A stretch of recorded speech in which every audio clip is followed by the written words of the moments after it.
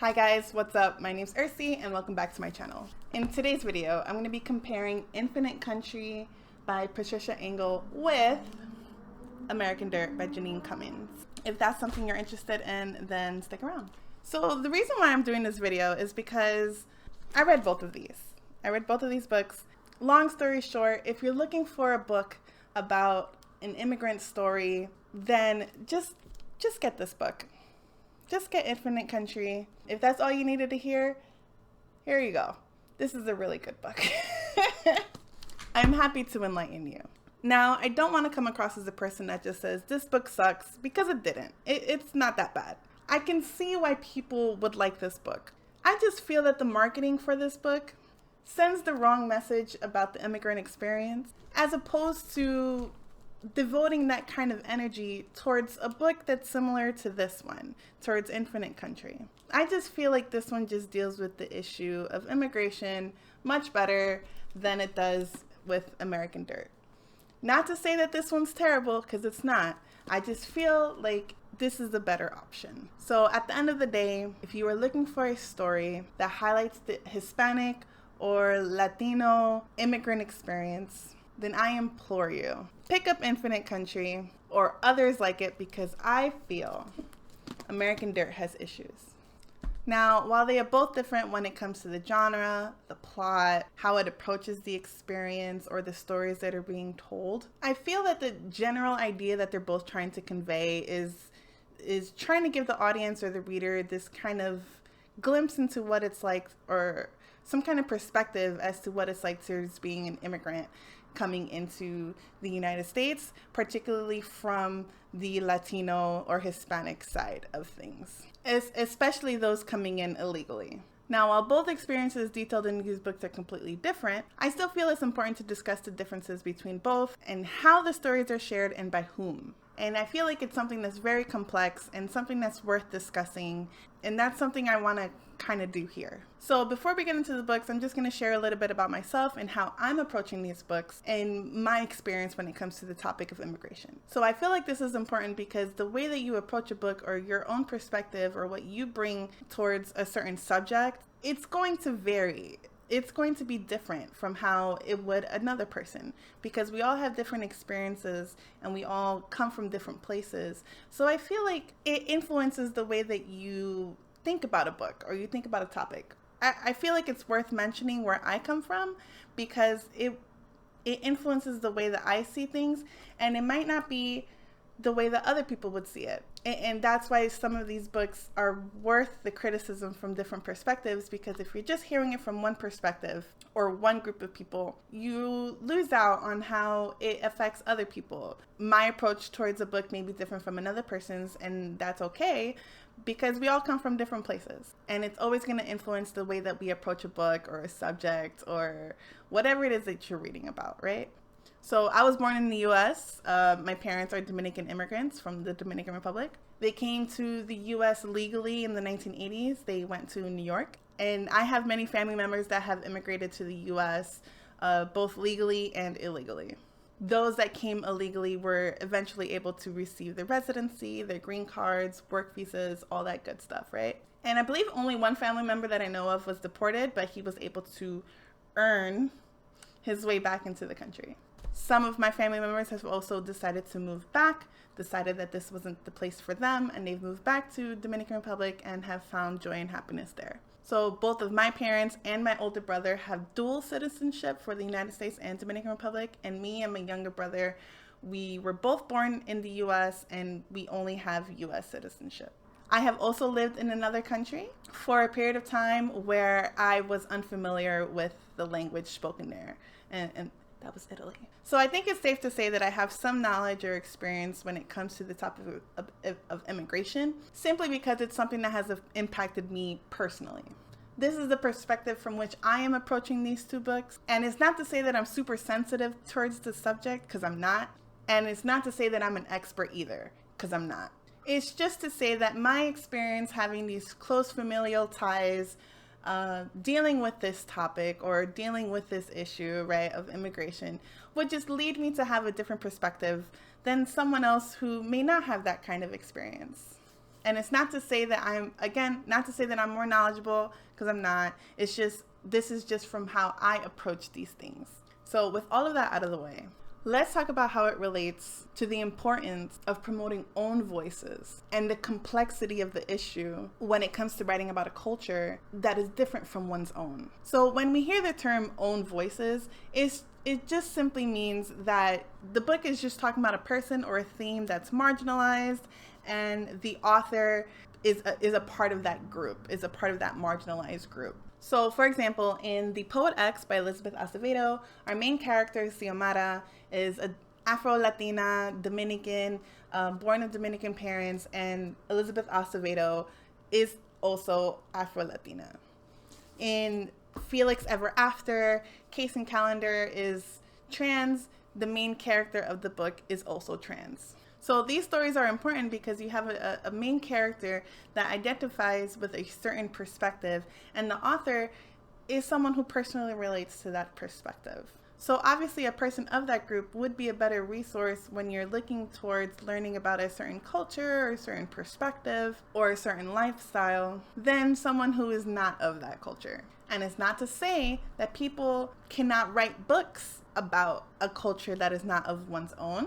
Because if one were to really approach the subject and do a real deep dive and do the research, maybe have someone of that culture fact checked or just revise it for cultural insensitivities, you can do those books justice so long as you treat the subject fairly. If that's something that someone is willing to do and learn about a different culture and write about it and be really influenced by it, by all means go for it. You know what I mean? Asian people can talk about black people so long as you're doing the group right. You know, Hispanics can talk about white people or black people or whoever, so long as you do the subject right, right? You know, I'm not very particularly knowledgeable about Native Americans.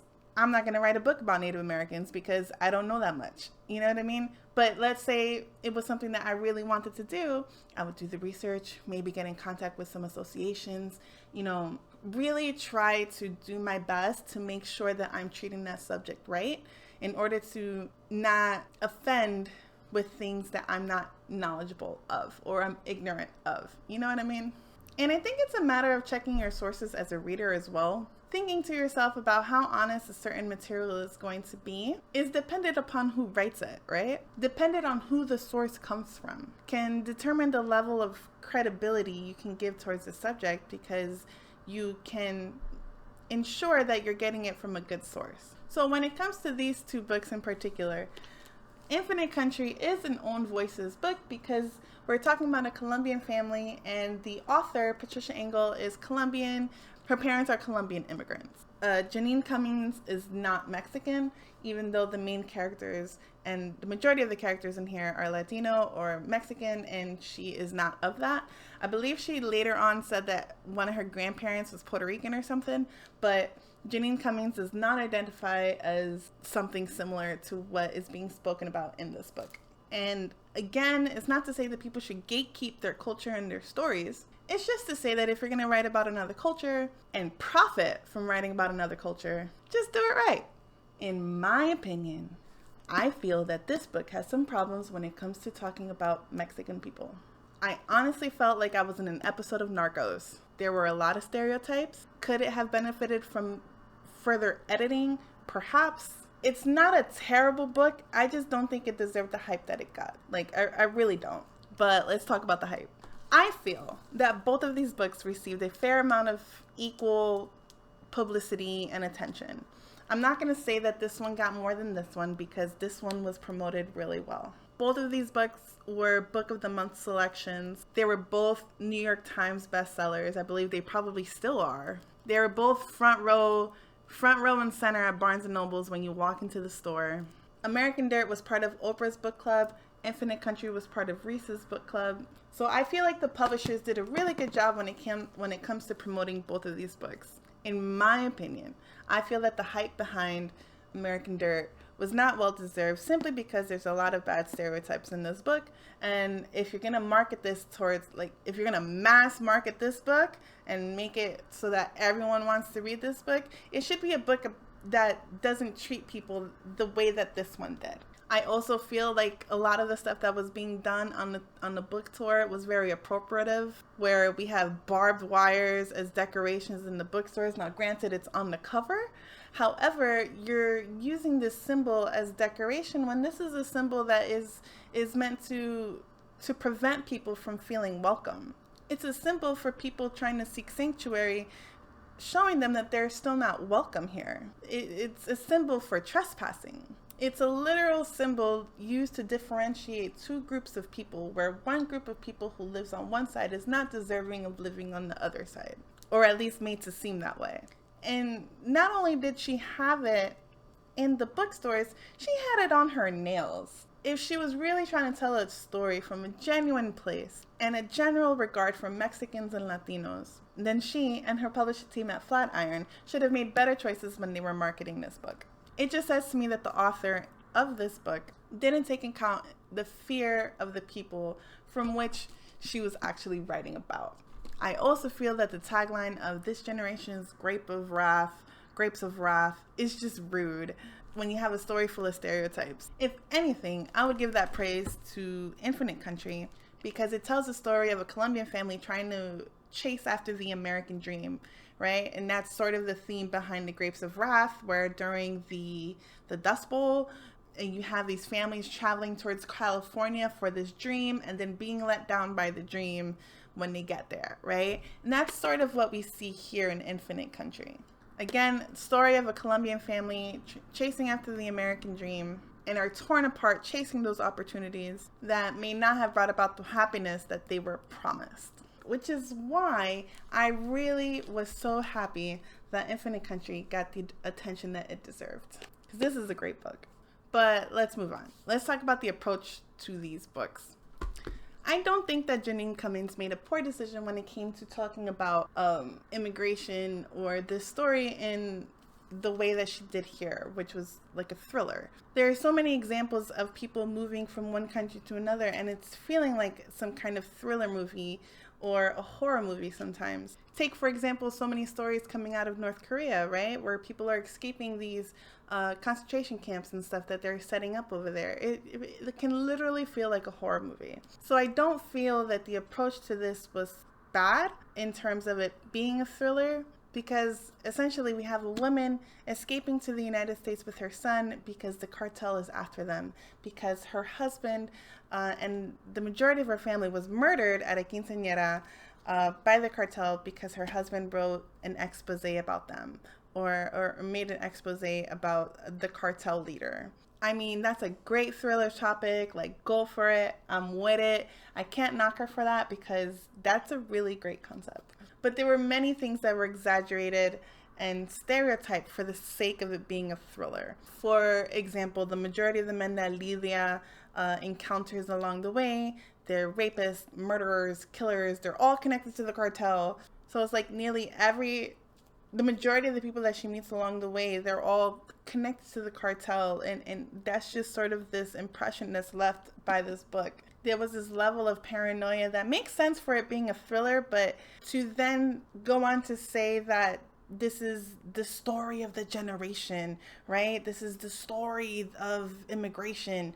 Like, don't say that if you're just doing things to make it a thriller. This is a good thriller, not a good immigration story. It makes sense as a thriller, but not in the sense of making this the grapes of wrath of immigration. You get what I'm saying? Like, it's not that. It's a good thriller, not this new book that's going to be assigned in schools and stuff like that, you know? And to have this sort of weird sexual tension between Lidia and the guy the leader of this cartel, because they met at the bookstore that she owned, just kind of ruined it too. Like, this dude sent goons to her house to kill everyone in her family because her husband wrote this expose, and she's still having like these fond memories of the guy. Like, come on, dude killed your family, like your whole family, and you have to give up everything, your love of books and everything, your bookstore, your business, everything, and you're still having these weird memories of him, like he could have been, you know, if only. Like, no, it was just weird and it didn't work. And I just don't think it made any sense. And to have this cartel leader with this like obsession with her too, like that also didn't really make much sense either. And like that relationship was just a mess. What I did enjoy was her relationship with her son Luca. I felt like that was written beautifully. As a mother, I could relate. You want to make sure your kid is out of danger. You'll do anything for your kid. I could relate to that. That I understood that. Now, the contemporary fiction genre is also a great way to approach the subject, which is what was done here with Infinite Country. And I felt like it really worked for this book too. You have different perspectives of the experience told through the lens of the different family members in this one family, which is very common. Again, I already spoke about my own family and my own experiences with this. This is very common to have different citizenships, different places, even different languages spoken within your own family. Like, this is very common.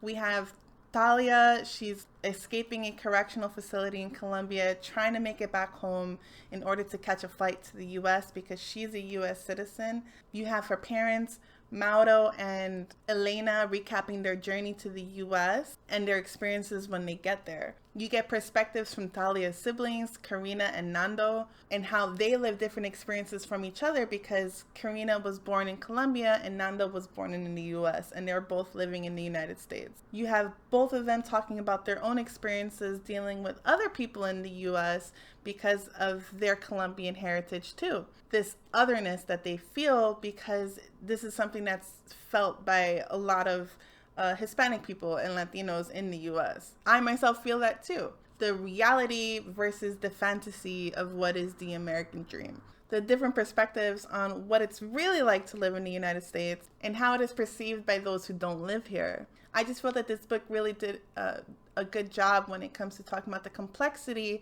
of what surrounds immigration and having ties to two different countries. I feel like this book really did a good job in capturing that because it is something that's very complex. Like, I saw those experiences with my own family. I felt like these were things that were very genuine and honest in how a Latinx person experiences their day-to-day and the relationships with their families, no matter how close or distant. Like, I feel like this was really captured well in this book. I genuinely feel that if you are looking for a story about the Latin immigrant experience in the United States, Infinite Country is that story. If you want more, Dominicana by Angie Cruz is another great story about immigration and what it's really like from a person that's going through it. If you want a story about growing up as a first generation Latinx kid, The Poet X is another great example that you can kind of look to for that kind of story. Or even Clap When You Land by the same author is another great example of the complexity within one own family where you have two different siblings experiencing two different things all in one family. A classic, The House on Mango Street by Sandra Cisneros. This is another great example. The Undocumented Americans by Carla Cornejo Villavicencio. That's another great example. There are so many examples of this theme or this topic and this unique experience. In my opinion, American Dirt doesn't make the cut. I just don't think it does. Well, those are my thoughts, and it was a lot. And I just feel like it's something that I've been thinking about since I've read American Dirt. It's been a little bit since I've read it. These are just feelings that I've been having and have been reinforced after reading Infinite Country by Patricia Engel. And I just kind of wanted to share it with you guys and kind of start a discussion on this topic. I'm just really glad that more books are coming out that are talking about this by own voices authors or just from people that are trying to do their best to tell the story in a great way. Again, it's not to say that you can't write a book about another culture that's different from your own. I just feel that if you're going to do it, just do it right. You know what I mean? Please let me know your thoughts in the comments below. I know this is something that can be kind of polarizing, but it's just my opinion. If you think otherwise, you can respectfully disagree. I'm not trying to come for her. I'm just trying to offer a critique and explain why I feel like this doesn't work when it comes to talking about the immigrant experience, and these do. Give a like if you enjoyed this video and subscribe if you want to see more. Socials are always linked in the description box down below, and I hope you guys have an amazing day, and I'll talk to you guys soon. Bye.